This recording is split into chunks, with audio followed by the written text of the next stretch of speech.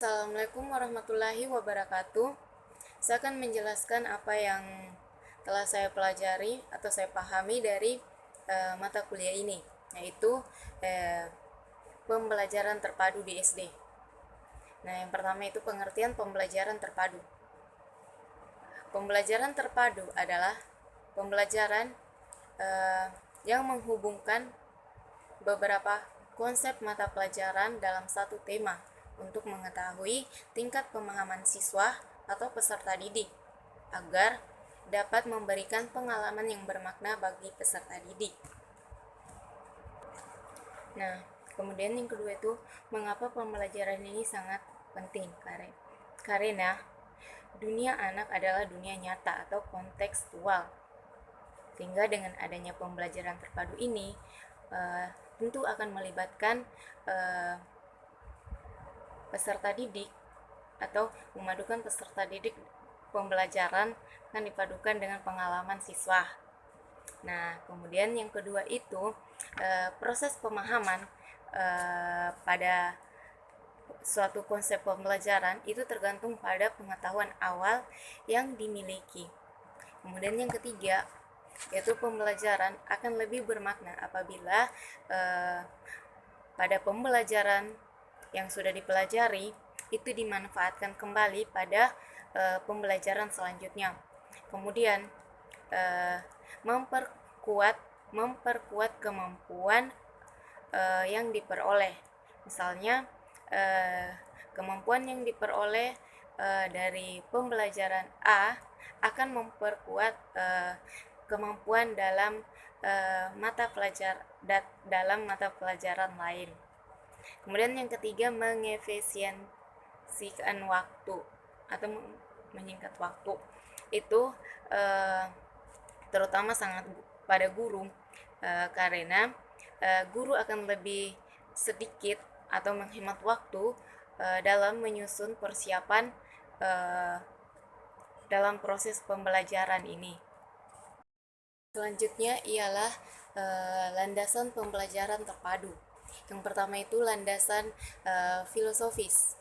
Itu ada progresivisme, itu bagaimana guru dapat membentuk kreativitas siswa.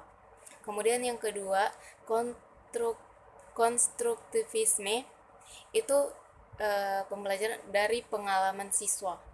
Kemudian yang ketiga itu humanisme, itu setiap siswa atau peserta didik itu mempunyai karakter masing-masing, keunikan, potensi, dan motivasi, sehingga guru harus dapat mengetahui tentang karakteristik dari peserta didiknya. Yang kemudian yang selanjutnya itu landasan yuridis, itu ada Undang-Undang Nomor 23 Tahun 2002 itu pasal 9, dan selanjutnya Undang-Undang Nomor 20 Tahun 2003 bab 5 pasal 1B. Kemudian yang ketiga Permendiknas Nomor 22 Tahun 2006 bab 2. Selanjutnya yaitu landasan psikologis.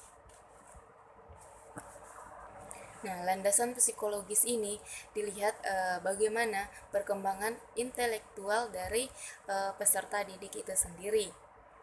Karena peserta didik itu pada usia 2-8 tahun itu termasuk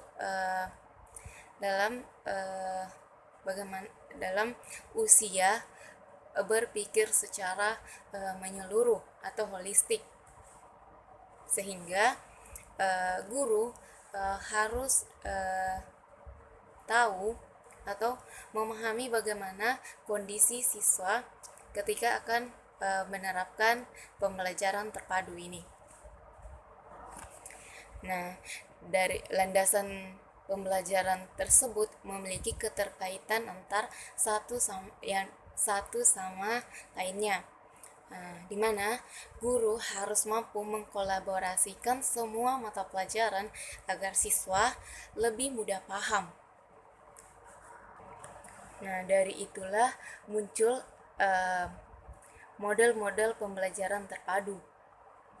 Nah, model pembelajaran terpadu yang pertama itu ialah fragmented atau terpisah, di mana ilmu dan muatan mata pelajaran pada model ini dipisahkan, baik dalam penyampaian materi pembelajaran ataupun dalam pelaksanaan pembelajaran.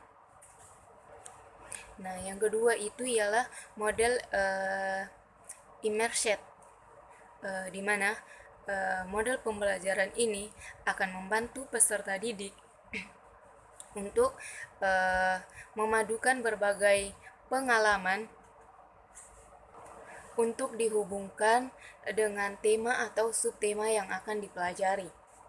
Kemudian selanjutnya yaitu model connection, di mana model ini menghubungkan satu konsep keterampilan atau kemampuan yang akan dikembangkan pada suatu pokok bahasan atau subpokok bahasan.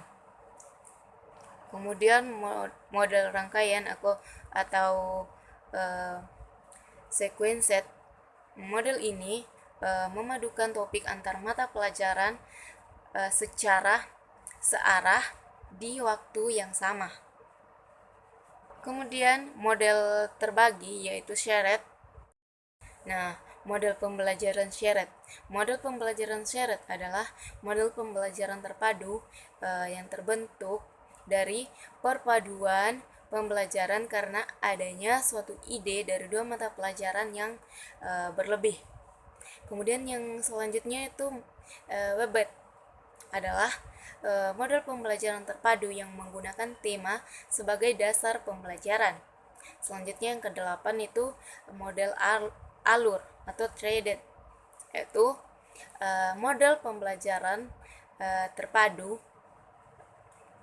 yang memadukan